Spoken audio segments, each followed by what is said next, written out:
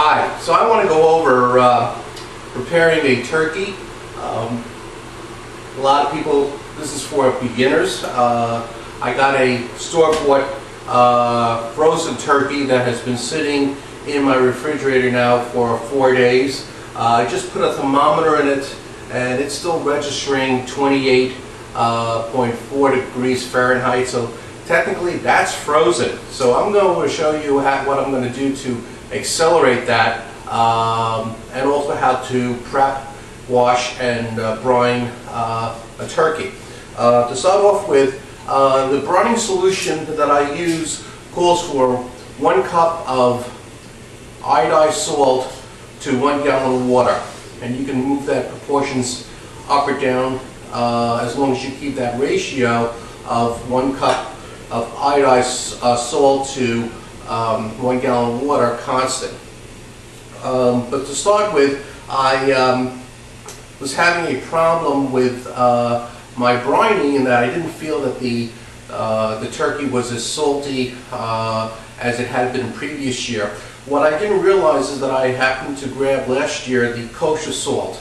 I got a call this year from my son reminding me to use iodized salt because that was the instructions that I wrote up. So I decided to do a little bit of experiment here and measure out to see what the difference between iodized salt is and kosher salt. So what I have here is my iodized salt. I have measured out 1 cup of salt here. I've got my digital scale. I'm zeroing it out, putting the units to ounces, removing the weight of the cup,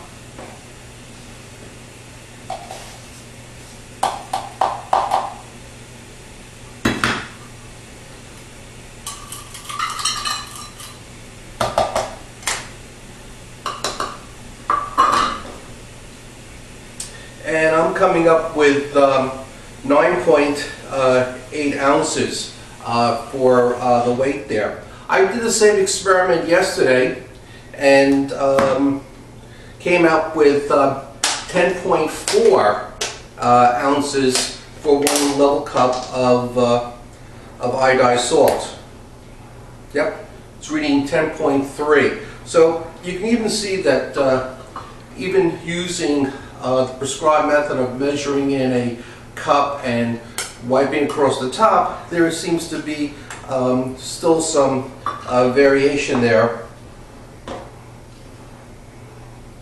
Okay, it's less than an ounce. Compare that to kosher salt. Sorry, okay, I'm not sure about that. And that also changed from when I measured. I suspect a lot of this was water weight. Water weight, that's funny. Water that had evaporated out of here. I'm reading today 3.9 on kosher salt. Excuse me. Where the other day I measured 4.4 ounces. So basically I'm getting a ½ ounce difference of just letting this sit for a day and and to lose some water.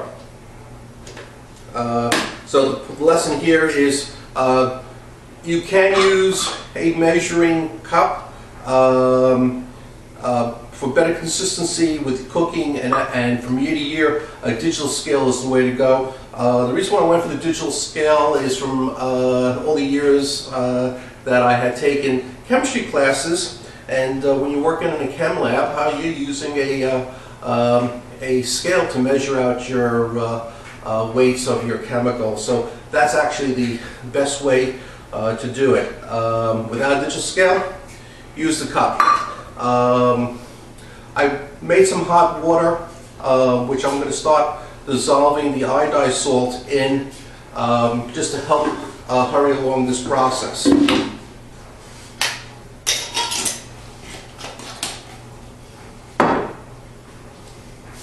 1 cup.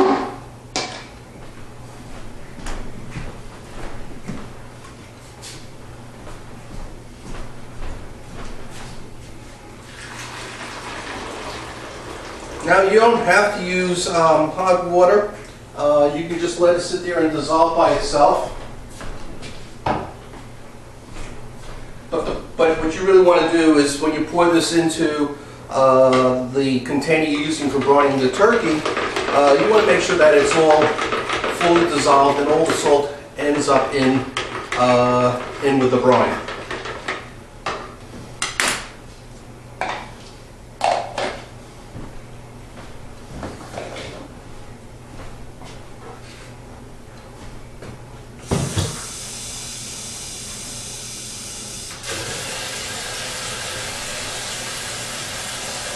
I'll probably end up using close to 2 gallons for the container I'm working with. I happen to know that from experience, having done this in previous years.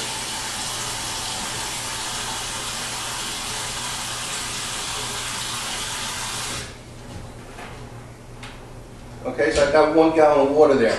I'm working today with a 21-pound turkey.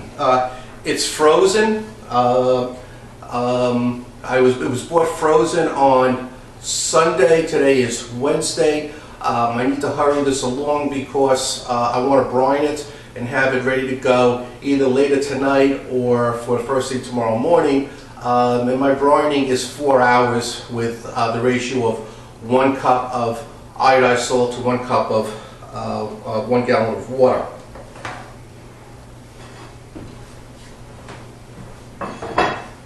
The next thing you have to prepare to be able to brine a turkey is you'll need a large pot. This is something that I took from my mom. I believe this is she bought it for steaming lobsters. It's actually sold for canning, to do canning. It's 20 quarts, which is equivalent to 5 gallons. And my frozen young turkey fits nicely inside this. If you don't have a pot this size, you could use anything that will hold about 2 gallons of water. Now realize that the turkey itself here is 21 pounds. 2 gallons of water will be in excess of about 16 pounds plus the weight of your pot. So you're talking a lot of weight when you have to pick this up. So you really want to make sure that you have a place to put this in that's cold. Right now we have a record cold day here, the day before Thanksgiving, so I'm going to leave this outside on the table. Otherwise I would put this in the refrigerator. If you don't have room in the refrigerator, you could pack this in with ice or with cold packs. You could put the whole turkey inside another plastic bag, pour the water in there and keep your cold packs and ice outside so you don't change that ratio of salt to water. The other thing that you could go for to brine this in is a large cooler. I just so happen to have one of these plastic storage boxes sitting around. I grabbed that to show you as another example. You could use a cardboard box, heavy duty, line that with a plastic bag and fill that with a solution. Those are all acceptable ways to do it. When you're brining, you want the breast to be down so that it's always fully submerged. That's probably your most critical part of the bird. Okay, so next you're going to see me unwrap the frozen turkey and rinse it and remove the internal parts and just kind of assess where we are with defrosting the turkey.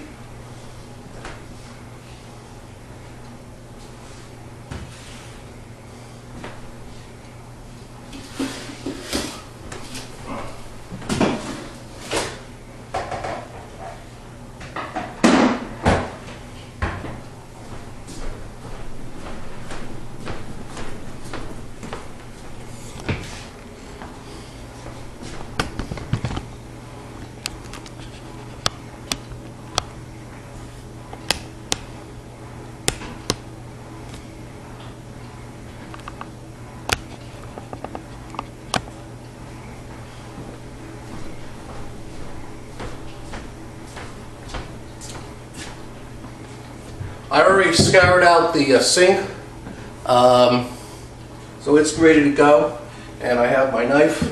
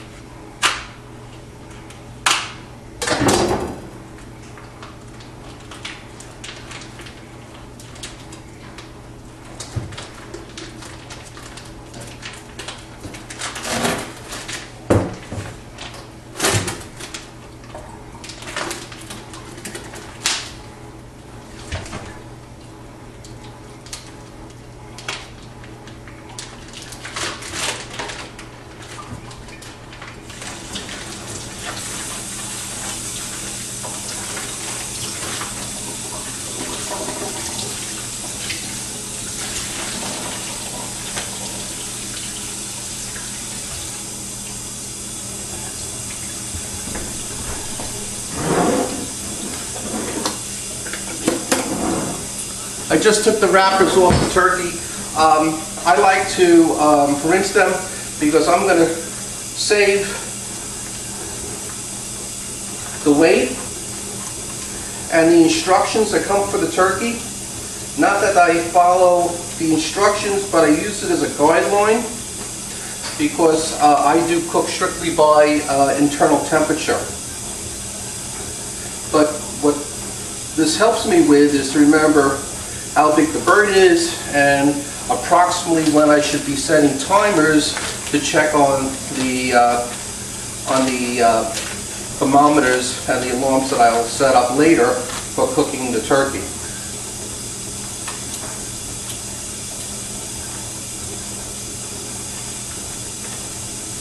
And in the background you can see I have some water running over the outside of the turkey. It's really kind of frozen. So I don't know how much progress I'm going to make here. I actually might have to accelerate the defrosting, which I'll put in the pot and let water slowly flow through it. The water being closer to, I would say, 55 degrees or so. So it will definitely help to accelerate the defrosting process of the turkey.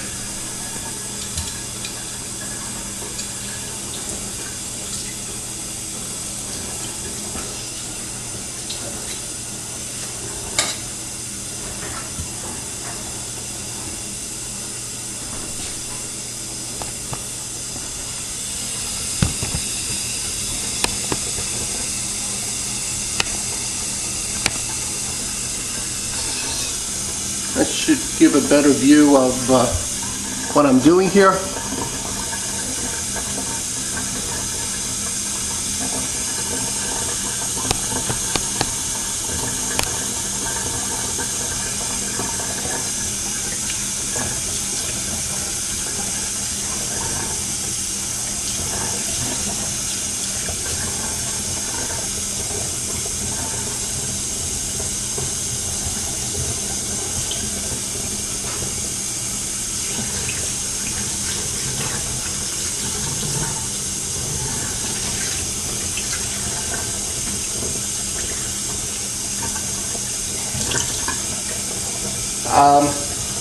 I can't really move the wings too well. I definitely want to get to the internal cavity and remove the giblets. I'm concerned that brining it this soon, when it's this frozen, will work against me because instead of the brine getting into the protein, it's fighting all the fact that this is so frozen. So what I'm going to do here is accelerate the defrosting process.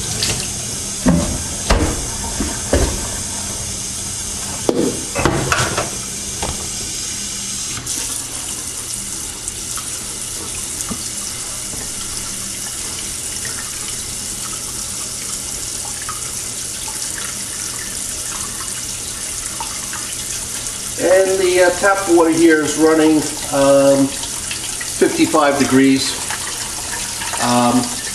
As we measured earlier, the turkey was at 28 degrees. That's 30 degrees warmer than the bird. So I'll give this a few hours, and hopefully I'll be able to get to the cavity and remove the giblets. You know, the giblets are the neck, the liver, the lungs, heart, and other pieces that the manufacturer separates and puts into the plastic bag. I can see it, but I can't possibly remove it.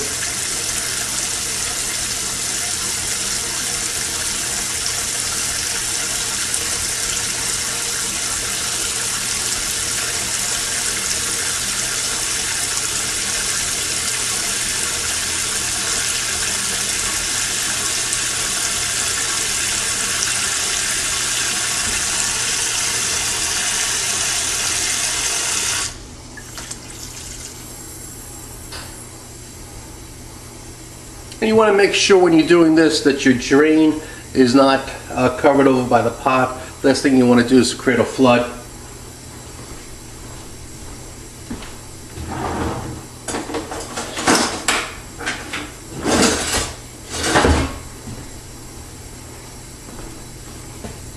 And I'm going to start a count-up timer to keep track of how long this is running. One of the things that I did in preparation for Thanksgiving is I took out all my knives that I'm going to be using and I sharpened them all. And I think I did a really good job this year.